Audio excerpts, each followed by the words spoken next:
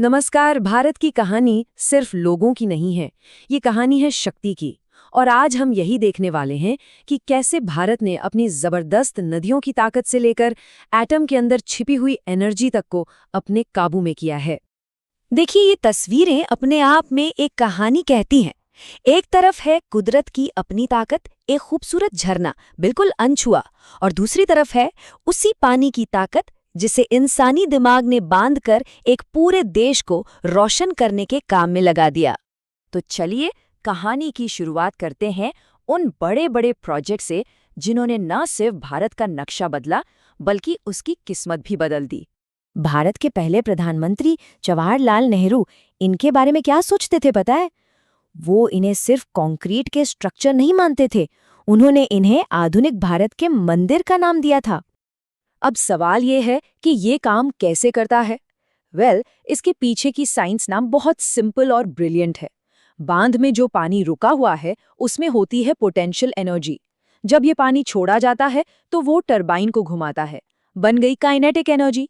और बस यही टरबाइन फिर बनाते हैं इलेक्ट्रिक एनर्जी, जिससे हमारे आपके घर रोशन होते हैं और फैक्ट्रियां चलती हैं।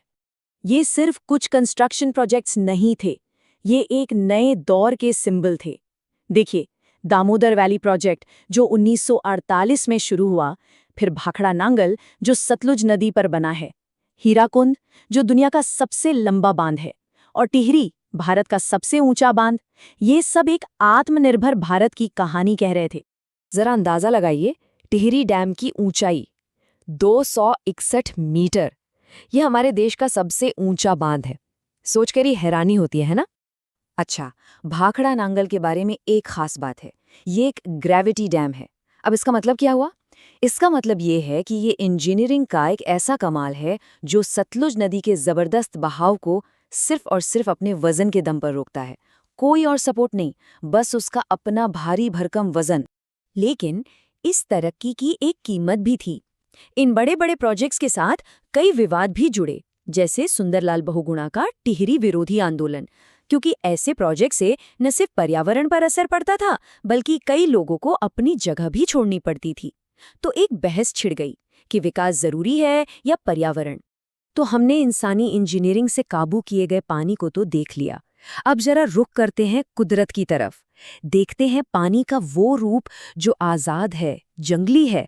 भारत के वो शानदार झरने और अनोखी झीलें। भारत में एक से बढ़कर एक खूबसूरत झरने हैं। आप इस लिस्ट पर नजर डालिए। कर्नाटक का कुंचिकल झरना जो वराही नदी पर है, या फिर जोग फॉल्स, शिव समुद्रम, मध्य प्रदेश का धुआंधार, और गोवा का दूध सागर। हर एक अपनी कहानी कहता है, नदियों की असली ताकत की कहानी। और कुछ झरने तो इतने विशाल और शानदार हैं कि उन्हें इंटरनेशनल लेवल पे पहचान मिली है, जैसे छत्तीसगढ़ का चित्रकूट झरना। इसे भारत का न्यागरा भी कहा जाता है।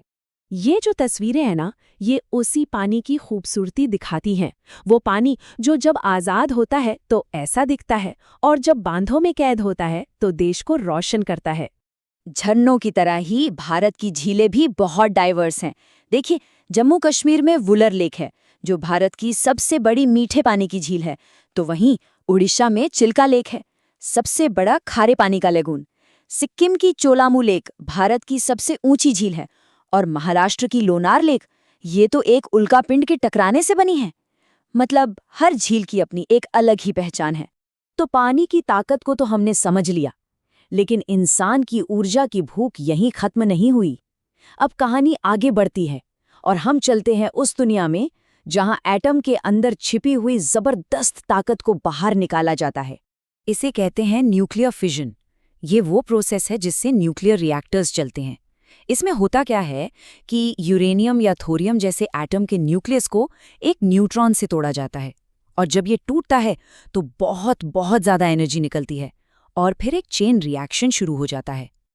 ये डायग्राम इस प्रोसेस को बहुत अच्छे से दिखाता है।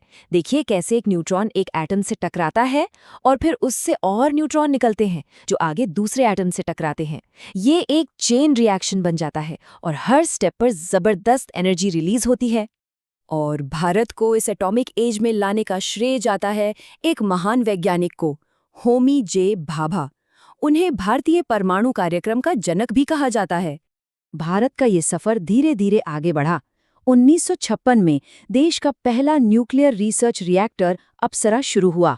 फिर 1969 में तारापुर में देश का पहला न्यूक्लियर पावर प्लांट बना और 1984 में एक और बड़ा कदम उठाया गया जब कलपक्कम में पहला ऐसा प्लांट बना जो पूरी तरह से भारत में ही बनाया गया था। तो ये तो थी शुरुआत। अब देखते हैं कि आज भारत का न्यूक्लियर पावर नेटवर्क कितना बड़ा हो चुका है। ये टाइमलाइन देखिए। 1969 में महाराष्ट्र के तारापुर से जो शुरुआत हुई वो रुकी नहीं।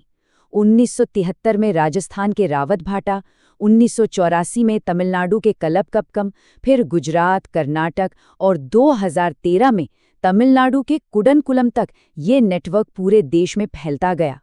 और ये हैं भारत के कुछ बड़े न्यूक्लियर पावर प्लांट्स।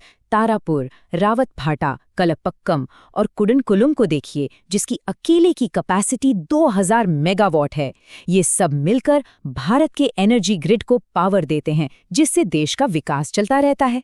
तो बांधों में जमा पानी की ताकत से लेकर यूरेनियम के एटम के अंदर छिपी एनर्जी तक, भारत की पावर की कहानी असल में लगातार आगे बढ़ने की और नई नई टेक्नोलॉजी अपनाने की कहानी है। तो आज हमने हाइड्रो और न्यूक्लियर पावर की ये आधुनिक मंदिर तो बना लिए हैं, पर अब सवाल ये उठता है कि आने वाले कल के लिए जब देश की ज़रूरतें और बढ़ेंगी, तब विकास और प्रकृति के बीच का ये संतुलन बनाए रखने के लिए हमारा अगला कदम क्या होना चाहिए?